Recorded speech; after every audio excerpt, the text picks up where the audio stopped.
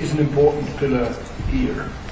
Increasing the benefits for developing countries in specific, from extraction, processing, and use of critical minerals, will be key to secure global prosperity and fight unemployment everywhere in the world.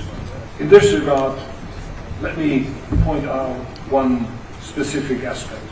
73 million young people worldwide are unemployed. Many of them are living in regions that are rich in the materials the global economy urgently requires. So we need urgently to reduce this number of unemployed people in these regions. Strengthening local value creation and deepening our cooperation on skills and technology are key in this regard.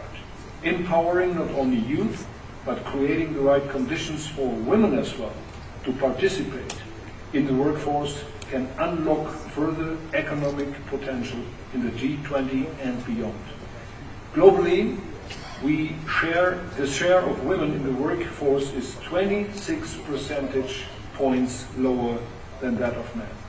Closing this gender gap could add trillions to global GDP. The estimate is up to $28 trillion to our prosperity. Therefore, Cyril, I would like again to applaud your initiatives, both to the Nelson Mandela Bay and the Brisbane target. And colleagues, if we are to build a future of prosperity and growth, cooperation is not optional, is the only way for our common success. Many thanks for your attention. Thank you very much indeed, Frederick. Let me ask Giorgia Meloni, Prime Minister of Italy. Thank you very much, dear President. Well, colleagues, no one can presume here to have the right or definitive answer to the most complex challenge that we face, which is building a fairer, a more equitable future for all. But I think we can learn from our mistakes. The theory that the invisible hand of free trade and globalization would bring only benefits to humanity has proven to be somewhat utopian, to say the least. Today we can see the vulnerabilities, the inequalities, the strategic dependencies that this process has created and we have long wanted to ignore. According to the World Bank, 1% of the population has captured 41% of all new global wealth since 2000, while the poorest half of humanity has received just 1%.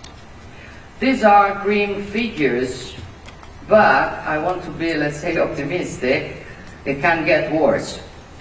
I'm thinking of the technological revolution, which is indeed a multiplier of opportunities, but also opens up unprecedented scenarios, from ethical questions to the many crises that can generate. New forms of power are emerging, and the geopolitical race is reaching new domains. And we cannot underestimate the risk of malicious use of artificial intelligence, in addition to all the implications in terms of guarantees, rights, and privacy of individuals that these systems generate. Artificial intelligence is the greatest revolution of our time, but it is a technology that can only unleash its full potential if its development takes place within a framework of ethical rules that put people at the center. And that is why I believe that this forum, also because it puts together lots of different sensibilities on the topic, can be the ideal place to advance the definition of common principles and standards. This is a starting point also for enabling the labor market to withstand the impact of this challenge, because the digital transition must be able to generate new high quality jobs not simply replace workers. This phenomenon affects everyone, and it will be, in my opinion, wrong to think that some economic systems are immune because they currently enjoy a competitive advantage over others. Then there is the issue of physical resources which fuel this process. It's clear we must work together to build value chains that are transparent, sustainable, and also to ensure that producing nations can benefit from the fruits of their own resources rather than being exploited for those resources. So as you see, the challenge is to reconcile protection and innovation, diversification and security, cooperation and autonomy. And the G20 report reminds us very clearly that extreme inequality is a policy choice, not an inevitable fate. So the stakes are very high, and we have clearly a historic responsibility, but responsibility is the price of greatness, said Winston Churchill, and I think we have no choice than to pay that price. Thank you, Mr. President. Thank you indeed, Georgie. My next speaker is President of the Republic of Korea, Mr. Lee Jae-myung. Please take the floor. 네, 정상회의 의장님, 감사합니다. 기술의 발전은 인류에게 큰 기회인 동시에 또 커다란 도전이기도 합니다. 우리가 마주할 미래가 모두를 위한 공정한 미래가 될 수 있도록 저는 세 가지를 말씀드리고자 합니다. 첫째는 인공지능 기술 발전은 모든 국가와 모든 이들에게 고른 기회를 제공해야 한다는 것입니다. 이런 맥락에서 G20가 All for Africa 이니셔티브'를 발표한 것을 환영합니다. 대한민국도 모든 인류가 인공지능의 혜택을 고루 향유하는 글로벌 AI 기본사회 실현을 위해 국제사회와 적극 협력해 나갈 것입니다.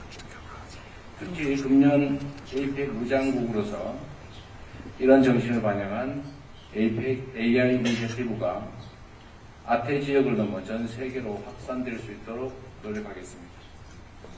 둘째, 광물 보유국과 수요국이 혜택을 공유하는 안정적이고 고혜적인 핵심 광물 공급망을 구축해야 합니다. 올해 G20에서도 이런 취지의 G20 핵심 광물 프레임워크 논의가 이루어진 것을 매우 의미 있게 생각합니다. 대한민국은 핵심 광물 안보 파트너십 의장국으로서 광물 공급국과 수요국의 필요에 맞는 고혜적인 광물 협력 사업을 적극 확대해 나가겠습니다. 한 아프리카 핵심 광물 대화를 통해 상호 신뢰에 기반한 협력 강화에도 힘쓰고 있습니다. 우리 대한민국은 앞으로도 고혜적인 공급망 구축을 위한 국제적 노력을 계속해 나갈 것입니다. 셋째, 인공지능 혁신과 핵심 광물 공급망 회복력 강화는 포용적인 기회 창출로 이어져야 합니다. 그런 이유로 G20가 넬슨 만델라 베이 목표와 브리즈번 이태쿠이니 목표를 채택한 점을 환영합니다. 대한민국은 소외되기 쉬운 계층에게 인공지능 접근 기회를 보장하는 인공지능 디지털 배움터를 구축하고 청년 맞춤형 인공지능 소프트웨어 교육을 확대해 가고 있습니다. 가나와 탄자니아에서 여성 청소년을 위한 수학과학 교육을 지원하고 루안다에 소프트웨어 특성화고를 건립한 것처럼 앞으로도 아프리카 내 여성과 청년의 디지털 역량 강화를 적극 지원해 나가도록 하겠습니다.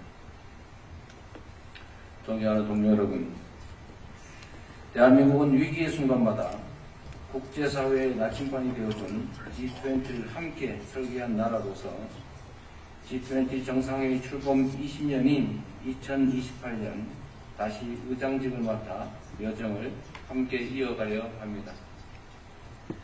막중한 책임감으로 G20가 국제경제협력을 위한 최상위 포럼으로 그 위상을 더욱 공고히 할 수 있도록 주어진 역할을 충실하게 이행하겠습니다. 마지막으로 올해 의장으로서 훌륭한 리더십을 보여주신 존경하는 남아프리카 대통령님 더 깊은 존경과 감사의 말씀을 드립니다. 고맙습니다.